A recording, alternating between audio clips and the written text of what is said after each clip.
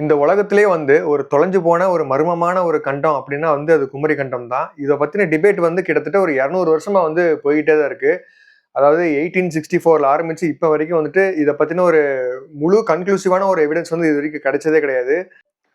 ஆனா அந்த மாரி எந்த ஒரு எவிடன்ஸையுமே வந்து கண்டுபிடிக்கிறதுக்காக இந்த உலகத்துல இருக்கிற அத்தனை ஆராய்ச்சியாளர்களும் சரி, இதுக்கான ஒரு ஒரு முன்னெடுப்பு எடுக்கலன்னாலுமே வந்துட்டு இந்த ஒரு கண்டத்த வந்து அத பத்தின ஒரு ஆர்வமும் சரி, இந்த உலக மக்களுக்கு இருக்கிற அந்த ஒரு கியூரியாசிட்டி இருக்குல்ல, அது ரொம்பவுமே அதிகம். ஏன் வந்து இந்த குமரி கண்டத்த வந்து ஒரு சயின்டிஃபிக்கலா வந்து கண்டுபிடிக்க மாட்டேங்கிறாங்க? அது ஏன் இவ்ளோ பெரிய சிக்கல் இருக்கு அப்படிங்கிறத வந்து இந்த வீடியோல நான் சொல்லப் போறேன். இந்த ஒரு விஷயத்துல வந்துட்டு பாத்தீங்கன்னா, இந்த டெக்டானிக் பிளேட்ஸ் இருக்குல்ல, அதுவும் வருது. அதுக்கப்புறம் வந்துட்டு ஒரு பெரிய ஒரு ஆஸ்டராய்ட்ஸ் இருக்குல்ல, அது கூட வருது. ஒரு விண்கல். அது கூட இந்த கதையில வந்து இன்க்ளூட் ஆகுது. அது போக வந்துட்டு பாத்தீங்கன்னா, ஒரு லெமூர் அப்படிங்கிற ஒரு மிருகம் இருக்குல்ல, அதுவுமே வந்துட்டு இந்த கதையில வந்து ஒரு முக்கியமான ஒரு இம்பார்ட்டன்ட்டான ஒரு பிளேஸ வந்து பிடிக்குது. ஆனா அது எல்லாத்தையுமே தாண்டி வந்து பாத்தீங்கன்னா, இந்த குமரி கண்டம் அப்படிங்கிற இந்த ஒரு கண்டம் இருக்குல்ல, இது வந்து இருக்கு. இதுக்குள்ள வந்து மனுஷங்கலாம் வாழ்ந்திருக்காங்க. மன்னர்கள்லாம் வாழ்ந்திருக்காங்க. ஒரு அட்வான்ஸ்டான ஒரு நாகரிகமா தான் இது வந்து இருந்திருக்கு அப்படிங்கிறதுக்கான இந்த ஒரு குறிப்பெல்லாம் இருக்குல்ல, அதெல்லாம் வந்து இந்த கண்ட புராணமா இருக்கட்டும், அப்புறம் வந்து சிலப்பதிகாரமா இருக்கட்டும், அப்புறம் வந்து சங்கமா இருக்கட்டும், கடை சங்கம். இதுலலாம் வந்துட்டு குறிப்பா எழுதியிருந்திருக்காங்க.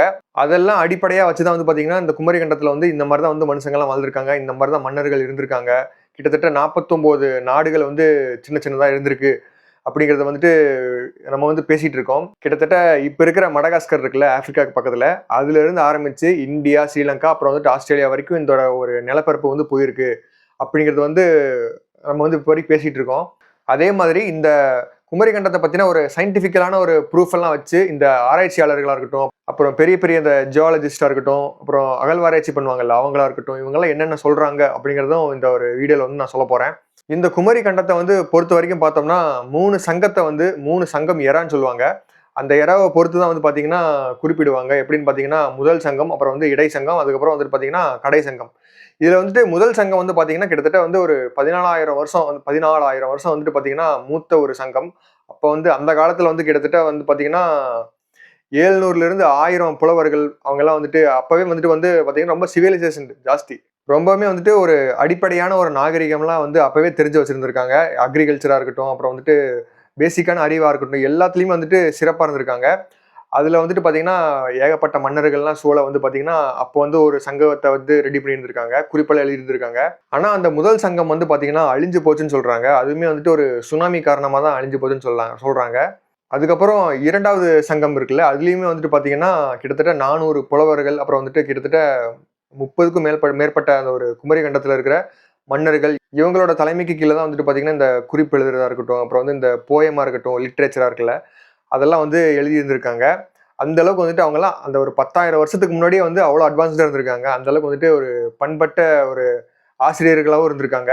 அதுக்கப்புறம் பாத்தீங்கன்னா அந்த 2வது சங்கமும் இருக்குல்ல, அதுவுமே வந்துட்டு பாத்தீங்கன்னா ஒரு 10,000 வருஷத்துக்கு முன்னாடி அழிஞ்சு போச்சு. எதனாலன்னு பாத்தீங்கன்னா அதுவுமே வந்துட்டு ஒரு கடல் சீற்றத்தினால தான் வந்து அழிஞ்சு போச்சுன்னு சொல்றாங்க. அதையுமே வந்துட்டு இந்த சிலப்பதிகாரமா இருக்கட்டும், அப்புறம் வந்து இந்த கந்த புராணமா இருக்கட்டும், இதுல வந்து குறிப்பா எழுதியிருக்காங்க. அதுக்கப்புறம் தான் வந்துட்டு பாத்தீங்கன்னா கடை சங்கம்னு சொல்லுவாங்க. அது வந்து பாத்தீங்கன்னா கிட்டத்தட்ட ஒரு 6,000 வருஷம் வந்து பழைய ஒரு சங்கம். கடைசியா வந்து அததான் வந்து எழுதியிருந்திருக்காங்க. இதை வந்து எங்க வச்சு அந்த குறிப்பெல்லாம் எழுதியிருக்காங்கன்னு பாத்தீங்கன்னா, அப்ப இருந்த குமரி கண்டத்துல இருந்த தென்மதுரை அப்படிங்கிற ஒரு இடத்துல தான் வந்து இருந்து எழுதியிருக்காங்க. இதுலயுமே வந்து பாத்தீங்கன்னா கிட்டத்தட்ட 450 புலவர்கள், அப்புறம் வந்துட்டு முக்கியமான மன்னர்கள். மன்னர்கள்னு சொல்லும்போது கிட்டத்தட்ட ஒரு 15 மன்னர்கள், பெரிய மன்னர்கள். அதுல வந்துட்டு ராணிகளும் இருப்பாங்கன்னு சொல்றாங்க. ஏன்னு பாத்தீங்கன்னா அந்த குமரி கண்டத்தை பொறுத்த வரைக்கும் ஆண்களை விட பெண்களுக்கு தான் வந்துட்டு பவர் ஜாஸ்தி. அவங்க சொல்றதுக்கு வாக்குக்கு தான் வந்துட்டு பாத்தீங்கன்னா எல்லாருமே கட்டுப்படுவாங்க அப்படின்னு சொல்றாங்க. அதனால வந்துட்டு ஆண் மன்னர்களை விட பெண் மன்னர்கள் தான் அதிகம்னு சொல்றாங்க. கிட்டத்தட்ட 49 நாடு இருக்குல்ல, அதுல வந்துட்டு 30க்கும் மேற்பட்ட நாடுகள்ல வந்துட்டு பாத்தீங்கன்னா ராணிகள் தான் இருப்பாங்களாமா. அந்த அளவுக்கு வந்துட்டு அட்வான்ஸ்டாவே இருந்திருக்காங்க. அந்த காலத்திலேயே கிட்டத்தட்ட 14,000 வருஷம் 10,000 வருஷத்துக்கு முன்னாடியே வந்துட்டு பாத்தீங்கன்னா பெண்களுக்கு வந்துட்டு ஒரு சுதந்திரமான ஒரு அந்த ஒரு உரிமை வந்து கொடுத்துருந்துருக்காங்க. இந்த மாதிரிலாம் வந்துட்டு இவங்க இருந்திருக்காங்க அப்படின்னு சொல்லி எதுல வந்து இந்த குறிப்பில் எழுதியிருக்காங்கன்னு பாத்தீங்கன்னா இந்த கடை சங்கம் தான். இது வந்து கிட்டத்தட்ட ஒரு 6,000 வருஷம் பழசுன்னு சொன்னேன்ல, இதுலதான் வந்துட்டு பாத்தீங்கன்னா இதை அடிப்படையா வச்சுதான் எல்லா சிலப்பதிகாரமா இருக்கட்டும் எல்லாமே வந்திருக்கு. அங்கேயுமே வந்துட்டு நம்ம தமிழ்நாட்டுல இருந்த மாதிரி சேரர்கள், சோழர்கள், பாண்டியர்கள் இவங்க தான் வந்து ஆட்சி பண்ணியிருக்காங்க. ஆனா மெஜாரிட்டி வந்து பவர்ஃபுல்லான ஒரு கிங்டம் எதுன்னு பாத்தீங்கன்னா பாண்டியன் கிங்டம் அப்படின்னு தான் சொல்றாங்க. கிட்டத்தட்ட 49 நாடுல 20க்கும் மேற்பட்ட நாடுகள் வந்து பாண்டியர்கள் தான் கைவசம் வச்சிருந்தாங்கன்னு சொல்றாங்க. ரொம்பவுமே வந்துட்டு அட்வான்ஸ்டான ஒரு போர்க்கலைகள்லாம் வந்து யூஸ் பண்ணிட்டு இருந்திருக்காங்க. அது போக வந்து விவசாயம் இருக்குல்ல, அது வந்து எந்த அளவுக்கு அவங்க வந்து பவர்ஃபுல்லா எடுத்திருக்காங்கன்னு பார்த்தீங்கன்னா, நம்ம இப்பெல்லாம் வந்துட்டு ஏர் உழுவுறதுல எப்படி பண்றோம்? டிராக்டர்ல பண்றோம். மிஞ்சி போனா மாடுல வச்சு பண்ணுவோம்ல. ஆனா அந்த காலத்துலலாம் யானையை யூஸ் பண்ணிட்டு இருந்திருக்காங்க.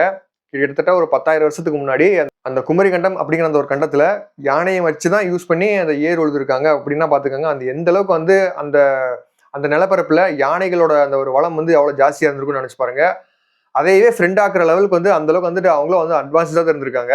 இந்த அளவுக்கு வந்துட்டு ஒரு சிறப்பான ஒரு நாகரிகமா இருக்கும்போது தான் வந்துட்டு பாத்தீங்கன்னா அவங்களுக்கு வந்து ஒரு அழிவு வருது. எதனாலன்னு பாத்தீங்கன்னா இந்த நீர்னால தான் அந்த ஒரு அழிவே வருது. ஏன்னா கடலோட நீர்மட்டம் வந்து அதிகமானனால வந்து பாத்தீங்கன்னா கிட்டத்தட்ட ஒரு 40 மீட்டர் அளவுக்கு வந்துட்டு அதிகமாயிருக்குது. 40 மீட்டர் அப்படின்னு நினைச்சு பாருங்க எவ்வளவு ஹைட் அப்படின்னு சொல்லிட்டு. அந்த 40 மீட்டர் ஹைட் உயர்மட்டமா ஏறினனால ஏகப்பட்ட உயிர் வந்து சேதாரமாச்சு. ஏகப்பட்ட மக்கள் வந்து இறந்து போனாங்க. அதுல வந்துட்டு கொஞ்சம் பேர் தப்பிச்சு வந்து பாத்தீங்கன்னா இந்த மடகாஸ்கரா இருக்கட்டும், அப்புறம் வந்துட்டு தமிழ்நாடா இருக்கட்டும், ஸ்ரீலங்காவா இருக்கட்டும், அப்புறம் வந்து ஆஸ்திரேலியாவா இருக்கட்டும், இந்த மாதிரி வந்து பிரிச்சு பிரிச்சு போயிட்டாங்கன்னு சொல்றாங்க. இந்த மாதிரி கடல் மட்டம் வந்து உயர்றதுக்கு வந்துட்டு ரீசன் என்னன்னு பாத்தீங்கன்னா, ஒரு ஐஸ் ஏஜ் இருக்குல்ல, அது வந்து மெல்ட் ஆகுறது தான் ரீசன் சொல்றாங்க. அது மெல்ட் ஆனனால தான் 10,000 வருஷத்துக்கு முன்னாடி இந்த ஒரு அழிவு வந்துச்சு அப்படின்னு சொல்றாங்க. அதுக்கப்புறம் இன்னும் ஏகப்பட்ட அழிவுலாம் வந்திருக்குது. அதையும் நான் வந்து இப்போ சொல்ல போறேன்.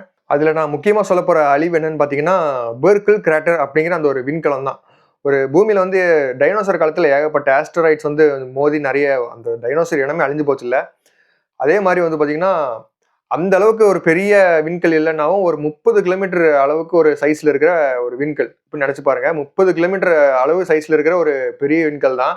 இப்ப நீங்க நிலத்துல இருந்து ஒரு 500 மீட்டர் உயரத்துல அந்த ஒரு கல் இருந்துச்சுன்னா அது அந்த வானத்தையே மறைச்சிரும்னு சொல்றாங்க. அந்த அளவுக்கு வந்து ஒரு பெரிய ஒரு கல். இதுவே 30 கிலோமீட்டர்னாவே அது பெரிய ஒரு கல்லு தான். அந்த கல்லு வந்து மடகாஸ்கர்ல இருந்து ஒரு 700 கிலோமீட்டர் தள்ளி விழுந்துருச்சு.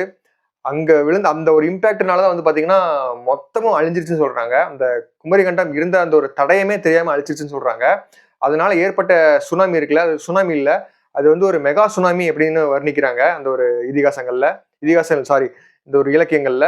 நீங்க போய் டைரக்டா கூகுள்ல போய் பெர்க்கிள் கிராட்டர் அப்படின்னு சர்ச் பண்ணீங்கன்னாவே வந்துட்டு குமரி கண்டத்தை பத்தி தான் வரும். ஏன்னா அந்த ஒரு இடத்துல தான் வந்து விழுந்திருக்குது. அதுக்கான ஒரு சயின்டிபிக்கான ப்ரூஃபும் கண்டுபிடிச்சிருக்காங்க. அந்த சைஸ்ல ஒரு பெரிய விண்கல் இருக்கு அப்படிங்கறத கண்டுபிடிச்சிருக்காங்க. அந்த கல்லுனால வந்து ஏற்பட்ட அந்த ஒரு இழப்புல வந்து கொஞ்சம் பேர் தான் தப்பிச்சிருக்காங்க. அதுலயும் வந்துட்டு ஆஸ்திரேலியா, மடகாஸ்கர், அப்புறம் வந்துட்டு பாத்தீங்கன்னா தமிழ்நாடு, ஸ்ரீலங்கான்னு வந்து தப்பிச்சு போயிருக்காங்க.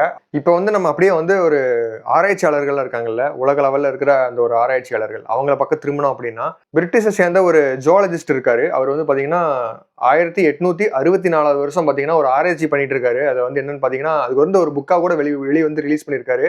அந்த புக்கோட பேர் என்னன்னு பாத்தீங்கன்னா மேமல்ஸ் ஆஃப் மடகாஸ்கர் அப்படிங்கிற அந்த ஒரு புக்கு தான். அது எழுதினவர் யாருன்னு பாத்தீங்கன்னா பிலிப் ஸ்கிளாட்டர் அப்படிங்கிற இந்த ஒரு ஜுவாலஜிஸ்ட் தான். இவர் தான் வந்து இந்த முக்கியமான ஒரு ஆராய்ச்சி வந்து பண்ணிட்டு இருந்திருக்காரு. என்ன ஆராய்ச்சின்னு பாத்தீங்கன்னா லெமூர் அப்படிங்கிற ஒரு உயிரினம் இருக்கு. அது உயிரினம் வந்து எப்படி இருக்குன்னு பாத்தீங்கன்னா ஒரு தேவாங்க மாதிரி இருக்கும். அந்த தேவாங்க வந்து பாத்தீங்கன்னா கரெக்டா மடகாஸ்கர், அப்புறம் வந்து இந்தியா, அதாவது சவுத் இந்தியா, அப்புறம் வந்து பாத்தீங்கன்னா ஆஸ்திரேலியா, இந்த மூணு கண்டத்துல மட்டும் தான் இருக்கு. வேற எந்த நாட்டிலையுமே கிடையாது. ஆப்பிரிக்கா கூட கிடையாது. ஏன்னா ஆப்பிரிக்காக்கு பக்கத்துல வந்து மடகாஸ்கர் இருக்கு, ரொம்ப பக்கத்துல இருக்கு. ஆனா அப்படி இருந்துமே கூட ஆப்பிரிக்கால வந்து அது இல்லை. ஆனா வந்து மடகாஸ்கர்ல இருக்கு, இந்தியால இருக்கு, சவுத் இந்தியால இருக்கு, அதுக்கப்புறம் ஆஸ்திரேலியா இருக்கு. அப்படிங்கும்போது அவருக்கு வந்து ஒரு டவுட் வருது. அப்ப இந்த விலங்கு வந்து எப்படி வந்து டிராவல் ஆகி அவ்வளவு தூரம் போயிருக்கும் அப்படின்னு அவர் வந்து ஒரு கணிப்புல அவர் என்ன சொல்றாருன்னு பாத்தீங்கன்னா, அப்போ கண்டிப்பா இந்த கடலுக்கு அடியில ஒரு நிலமட்டம் இருக்கு. அது வந்து கண்டிப்பா குமரி கண்டமா தான் இருக்கணும். அந்த ஒரு நிலத்துக்கு வந்து இவர் வந்து ஒரு பேர் வைக்கிறாரு. அது என்னன்னு பாத்தீங்கன்னா இந்த லெமூர் இருக்குல்ல, இந்த லெமூர் அப்படிங்கிற இந்த ஒரு உயிரினத்தை அடிப்படையா வச்சுதான் பாத்தீங்கன்னா லெமூரியா கண்டம் அப்படின்னு வைக்கிறாரு. லெமுரியா கண்டம் அப்புறம் வந்து குமரி கண்டம் ரெண்டும் ஒண்ணுதான். இவர் வந்து இவரோட சைட்ல இருந்து அந்த ஒரு பேர் வச்சனால வந்து பாத்தீங்கன்னா லெமுரியா அப்படின்னு வந்து கூப்பிடுறாங்க வெஸ்டர்னர்ஸ் எல்லாம். வெஸ்டர்னர்ஸ் எல்லாம் இருக்காங்கல்ல, அவங்க எல்லாம் வந்து ரொம்ப ஒரு கியூரியாசிட்டி வந்து அவனுக்கு வந்து பயங்கரமா பில்ட் ஆகுது. 10,000 வருஷத்துக்கு முன்னாடி வந்து ஒரு நாகரிகம் வந்து இருந்திருக்கு அப்படிங்கறத வந்து தெரிஞ்சுக்கிறதுக்கு ரொம்பவுமே ஆர்வமா நிறைய பேர் பேச ஆரம்பிக்கிறாங்க. இவர் பேசினதுக்கு அப்புறம், இந்த பிலிப் ஸ்கிளாட்டர் பேசினார்ல, இவர் பேசினதுக்கு அப்புறம் ஏகப்பட்ட பேர் பேசுறாங்க. ஏகப்பட்ட மேகசின்ஸ் எல்லாம் வருது. குமரி கண்டத்தை பத்தின ஒரு ஆர்வம் வந்து இந்த உலகம் முழுக்க வந்து பத்திட்டு எரியுது. அந்த டைம்ல தான் வந்து பாத்தீங்கன்னா ஹென்ஸ் ஹேக்கிள்ஸ் அப்படிங்கிற ஒரு பயாலஜிஸ்ட் இருக்காரு. இவர் வந்து யாருன்னு பாத்தீங்கன்னா ஒரு ஜெர்மனி நாட்டை சேர்ந்தவர் தான். இவர் வந்து என்ன சொல்றாருன்னு பாத்தீங்கன்னா லெமுரியா கண்டத்துல தான் வந்து முதல்ல மனுஷங்களே தோன்றிருக்காங்க. அவங்க வந்து தமிழ் தான் பேசி இருந்திருக்கணும். அந்த லெமுரியா கண்டத்துல இருந்து தான் வந்து பாத்தீங்கன்னா மக்கள்லாம் வந்து மனுஷங்க வந்து ஆப்பிரிக்கா, அதுக்கப்புறம் மத்த கான்டினென்ட்ஸ்க்குலாம் வந்து போயிருக்கணும் அப்படின்னு சொல்லி அந்த ஒரு தியரியை வந்து வைக்கிறாரு. இவர் சொன்ன இந்த ஒரு தியரியை வந்து நிறைய பேர் ஒத்துக்கவும் அக்செப்ட் பண்ணவும் ஆரம்பிக்கிறாங்க. ஏன்னா வெஸ்டர்னர்ஸ் இருக்காங்கல்ல, அதாவது இந்த யூரோப்பு, அந்த சைடில் கூட ஒத்துக்கிறாங்க. ஒருவேளை வாய்ப்பு இருக்கலாம் அப்படின்னு சொல்லி அந்த மாதிரி அக்செப்டும் பண்ணுறாங்க. இது வந்து யாருக்கு பெருமைன்னு பார்த்தீங்கன்னா தமிழர்களான நம்மளுக்கு தான் பெருமை. இப்படியெல்லாம் வந்து இந்த குமரி கண்டத்தை பற்றின ஒரு ஆர்வம் வந்து இந்த உலக மக்களுக்கெல்லாம் ரொம்ப ஒரு பற்றிக்கிட்டு எரியும் போது தான் வந்து ஆல்ஃப்ரெட் வெகனர் அப்படிங்கிற ஒருத்தர் வந்து என்ன பண்ணுறாருன்னு பார்த்தீங்கன்னா, இவருமே வந்துட்டு ஒரு ஜெர்மனை சேர்ந்த ஒரு சயின்டிஸ்ட் தான். இவர் என்ன சொல்றாருன்னு பார்த்தீங்கன்னா, இவர் வந்து ஒரு ஸ்ட்ராங்கான ஒரு தியரியை வந்து ஒரு சயின்டிஃபிக்கலான ஒரு தியரியை வந்து முன்வைக்கிறாரு. அது என்னன்னு பார்த்தீங்கன்னா, இந்த லெமூர் இருக்குல்ல, அந்த ஒரு விலங்கு. அது வந்து எப்படி இந்த மாதிரி 3 கண்டத்துல இருக்கு அப்படிங்கிறதுக்கான ஒரு எக்ஸ்பிளனேஷன் தான் அவர் வந்து கொடுக்குறாரு. அதுக்கு ஒரு சொல்ற முக்கியமான ஒரு சயின்டிஃபிக் விளக்கம் என்னன்னு பார்த்தீங்கன்னா, கான்டினென்டல் ட்ரிஃப்ட் தான். வேற ஒண்ணுமே இல்ல. அதாவது இந்த டெக்டானிக் பிளேட்ஸ்ல இருக்குல்ல, அதாவது இந்த உலகத்தோட தட்டு இருக்குல்ல, அது வந்து கிட்டத்தட்ட ஒரு மில்லியன்ஸ் ஆஃப் இயர்ஸ், கிட்டத்தட்ட ஒரு 80 மில்லியன் 90 மில்லியனா வந்துட்டு நகர்ந்துட்டே தான் இருக்குது. அது வந்து நகர்றதுக்கு முன்னாடி வந்து பார்த்தீங்கன்னா, ஒரு கிட்டத்தட்ட ஒரு 100 மில்லியனுக்கு முன்னாடி பேன்ஜியாஸ் அப்படிங்கிற அந்த ஒரு அமைப்பு தான் ஒரே ஒரு கண்டமா தான் இருந்துச்சு. அதுக்கப்புறம் இந்த டெக்டானிக் பிளேட்டோட அந்த ஒரு அதிர்வுனால தான் வந்து பார்த்தீங்கன்னா, ஒவ்வொன்றா பிரிஞ்சு பிரிஞ்சு போய் இப்போ இருக்கிற ஒரு மாடர்ன் மேப் இருக்குல்ல, மாடர்ன் வேர்ல்டு மேப் இதுதான் வந்து இருக்குது. அப்படி பிரிஞ்சு போன இனம் தான் வந்து பார்த்தீங்கன்னா, இந்த லெமூர் அப்படிங்கிற இந்த ஒரு விலங்கு அப்படின்னு சொல்றாங்க. அவர் வந்து குமரி கண்டம் அப்படிங்கிற அந்த ஒரு கண்டமே இல்ல அப்படிங்கிற அந்த ஒரு தியரியை வந்து போட்டு உடைச்சிட்டாரு. ஆல்ஃப்ரெட் வெக்னர் சொன்ன இந்த ஒரு தியரி வந்து எல்லா சயின்டிஸ்ட்டுமே வந்துட்டு அக்செப்ட் பண்ணவும் ஆரம்பிக்கிறாங்க. அப்போ வந்துட்டு கண்டிப்பா குமரி கண்டம் அப்படிங்கிற அந்த ஒரு கண்டம் வந்து இப்போதைக்கு இருக்கிறதுக்கான எந்த ஒரு சயின்டிஃபிக் ப்ரூஃபும் இல்லை. அதனால வந்துட்டு இவர் சொல்ற இந்த ஒரு தியரி தான் வந்து கண்டிப்பா ஒத்து போகுது அப்படின்னு சொல்லி அக்செப்ட் பண்ணவும் ஆரம்பிக்கிறாங்க. அதுக்கப்புறம் வந்துட்டு இந்த நம்ம தமிழ்நாட்டை தவிர மற்ற யாருமே வந்துட்டு பார்த்தீங்கன்னா குமரி கண்டத்தை பற்றி இப்போ யாருமே அதிகமாக பேசுறதே கிடையாது. ஒரு ஆராய்ச்சி கூட பண்ணணும் அப்படின்னு சொல்லி இறங்குறது கூட கிடையாது. எல்லாமே வந்துட்டு பார்த்தீங்கன்னா இந்த ஆல்ஃப்ரெட் வெகனர் இருக்காருல்ல, இவர் சொன்ன இந்த ஒரு சயின்டிஃபிக் விளக்கத்தினால தான் ஃபியூச்சரில் வந்துட்டு நம்ம தமிழ்நாட்டோட கவர்மெண்ட்டாக இருக்கட்டும், அப்புறம் வந்துட்டு இந்தியன் கவர்மெண்ட்டாக இருக்கட்டும், இவங்க எல்லாருமே வந்துட்டு பார்த்தீங்கன்னா அந்த இந்தியன் ஓஷனில் தானே அந்த குமரி கண்டம் இருக்குது. அதை வந்து போய் ஆராய்ச்சி பண்ணாமல் அதை பற்றின எந்த ஒரு தகவலையுமே எடுக்காம நம்ம வந்துட்டு சயின்டிஃபிக்கலாக வந்து ப்ரூவ் பண்ணவே முடியாது. அதை வந்து நம்ம வேர்ல்டோட ரெக்கார்டில் வந்து எடுத்துகிட்டு போகவே முடியாது. யார்கிட்டையுமே வந்து ஒரு அப்பீலுக்கு கூட போக முடியாது. என்றைக்குமே வந்துட்டு வந்து ஒரு வேலிடான ஒரு ப்ரூஃப் தான் வந்து என்றைக்குமே பேசும். அதை வந்து கரெக்டாக ஆல்ஃப்ரெட் வெக்னர் வந்து ப்ரூவ் பண்ணிட்டாரு. ஏன்னா இந்த நமக்கு எல்லாருமே இந்த உலகத்தில் இருக்கிற அத்தனை சயின்டிஸ்ட்டுமே வந்து ஒத்துக்கிறது என்னன்னு பார்த்தீங்கன்னா, இந்த டெக்டானிக் பிளேட்ஸ் இருக்குல்ல, அது வந்து நகர்றதுனால தான் வந்து பார்த்தீங்கன்னா இந்த வேர்ல்டு மேப்பே வந்து மாறுது. ஒரு கண்டமும் வந்து பிரியுது. அப்புறம் வந்துட்டு நம்ம இமயமலை வந்து உருவானது காரணமே வந்துட்டு ஆப்பிரிக்காலேருந்து வந்து நம்ம இந்தியா வந்து அந்த ஏசியா கூட ஜாயிண்ட் ஆனது தான். அது அந்த அதிர்வுனால தான் வந்துட்டு இந்த இமயமலையை வந்து மேலே ஏறிச்சு அப்படிங்கிற அந்த ஒரு தியரி வந்து நம்ம எல்லாமே நம்பிட்டு இருக்கோம். அதுதான் உண்மையும் கூட. அதனால வந்துட்டு இந்த மாதிரி ஒரு சயின்டிஃபிக் ப்ரூஃப் ஏதாவது ஒன்று இருந்துச்சுன்னா நம்ம வந்து கண்டிப்பாக வந்து குமரி கண்டம் அப்படிங்கிற அந்த ஒரு கண்டம் வந்து சயின்டிஃபிக்கலாக இருந்திருக்கு அப்படின்னு சொல்லி நம்ம பெருமைப்பட்டுக்கலாம். ஆனால் இப்போதைக்கு வந்து இப்போ வரைக்குமே கூட சயின்டிஃபிக்கலாக எந்த ஒரு ப்ரூஃப் இல்லாதனால நம்மளால வந்துட்டு அந்த ஒரு ஆழ்கடல்ல போய் ஆராய்ச்சி பண்ணவே முடியாது. ஏன்னா இப்போ நிலத்துல வந்துட்டு ஆராய்ச்சி ரொம்ப தோணுனாலே வந்துட்டு பார்த்தீங்கன்னா கவர்மெண்ட்லாம் வந்து பெர்மிஷன் தர மாட்டேன்றாங்க. அது போக வந்துட்டு அந்த இந்தியன் ஓஷன் அப்படிங்கிறனால வந்துட்டு அதுலேயும் ரொம்ப சென்ட்ரடா இருக்கிறனால நிறைய நாடுகள் வந்து உரிமை கொண்டாடுறாங்க. இப்போ வந்து ஸ்ரீலங்காவா இருக்கட்டும், அப்புறம் வந்துட்டு ஆப்பிரிக்காவா இருக்கட்டும், அப்புறம் யூஎஸ் வேற அப்பப்போ சண்டைக்கு வந்துட்டு இருக்காங்க. அதெல்லாம் போக அந்த ஆழ்கடல்ல போயிட்டு தோன்ற லெவலுக்கு வந்துட்டு தோண்டி ஆராய்ச்சி பண்ற லெவலுக்கு மிஷினும் நம்ம வந்து கண்டுபிடிக்கவும் இல்லை.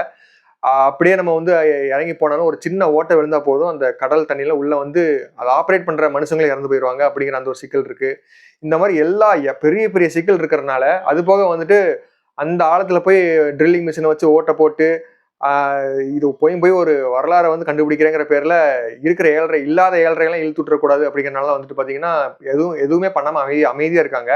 ஏன்னா அந்த ஒரு ஆழ்கடல்ல வந்து என்ன இருக்கு, என்ன அதிசயம் இருக்கு, ஒண்ணுமே நமக்கு தெரியாது. என்ன ஆபத்து இருக்குன்னு நமக்கு சத்தியமா தெரியவே தெரியாது. நம்ம போய் ஏதாவது ஒரு மிஷின், ஒரு அட்வான்ஸ்டான ஒரு மிஷினாவே இருந்தாலுமே அதை வச்சு நம்ம போய் ஓட்டை போட்டு அதை வந்து பேத்தெடுத்து நான் ஏதாவது பார்க்க போய் டெக்டானிக் பிளேட்ஸ்லாம் இருக்குல்ல, அதெல்லாம் வந்துட்டு ஏதாவது ஒரு டிஸ்டர்ப் ஆயிடுச்சுனாவோ அதனால ஏற்படுற சுனாமியா இருக்கட்டும், அப்புறம் வந்துட்டு சவுத் இந்தியாவே எல்லாம் போயிடும். அந்த மாதிரி எல்லா ஆபத்தும் இருக்கிறதுனால தான் பேசாம இருக்காங்க. அதனாலதான் வந்துட்டு பாத்தீங்கன்னா இப்போ நம்ம வேர்ல்டு இந்த உலகத்தை பொறுத்த வரைக்கும் குமரி கண்டம் அப்படிங்கிற அந்த ஒரு கண்டமே கிடையாது. அது வந்து ஒரு ஃபிக்ஷனல் அப்படின்னு சொல்லி தான் நிறைய பேர் வந்து பேசிட்டு இருக்காங்க வெஸ்டர்ன் சைட்லலாம். ஆனால் நம்ம தமிழ்நாட்டை பொறுத்த வரைக்கும் பார்த்தீங்கன்னா இந்த சிலப்பதிகாரம், அப்புறம் வந்து கண்டபுராணம், அப்புறம் இதெல்லாம் வச்சு பார்த்தீங்கன்னா இந்த 3வது சங்கம் இதை அடிப்படையாக வச்சு தான் பார்த்தீங்கன்னா நம்ம வந்து குமரி கண்டம் வந்து இருந்திருக்கு. 10,000 வருஷத்துக்கு முன்னாடி கண்டிப்பாக இருந்திருக்கு அப்படின்னு சொல்லி நம்புகிறோம். அங்கே வந்து ஒரு அட்வான்ஸ்டான ஒரு நாகரிகம் வந்து இருந்திருக்கு அப்படிங்கிறது. அது மட்டும் இல்லாமல் அங்கே வந்து மன்னர்களாக இருக்கட்டும், அப்புறம் வந்து அட்வான்ஸ்டான ஒரு விவசாயமாக இருக்கட்டும், எல்லாமே இருந்திருக்கு அப்படிங்கிறது வந்து நம்ம நம்பிட்டு இருக்கோம். இது வந்து நம்மளுக்கான ஒரு பெருமையாக வந்து நம்ம பேசிக்கலாமே தவிர இது வந்து நம்ம வந்து வேர்ல்டு லெவலில் போய் ப்ரொஜெக்ட்லாம் பண்ண முடியாது. அதுக்கான ப்ரூஃப் நம்மகிட்ட இல்லை. சயின்டிஃபிக் எதுவாக இருந்தாலும் என்னைக்குமே வந்துட்டு சயின்டிஃபிக் ப்ரூஃப் தான் வந்து பேசும். அது நம்மகிட்ட இல்ல. இதனால தான் வந்துட்டு பாத்தீங்கன்னா குமரி கண்டம் வந்து இப்போ வரைக்கும் ஒரு மர்மமான ஒரு கண்டமா இருக்கு. அதை வந்து கண்டுபிடிக்கவே முடியல. இந்த வீடியோ வந்து கண்டிப்பா எல்லாருக்கும் இன்ஃபர்மேட்டிவா இருக்கும்னு நினைக்கிறேன். இதே மாதிரி வேற ஏதாவது ஒரு டாபிக் பத்தி நான் இன்னொரு வீடியோல மீட் பண்றேன். தேங்க்யூ ஃபார் வாட்சிங்.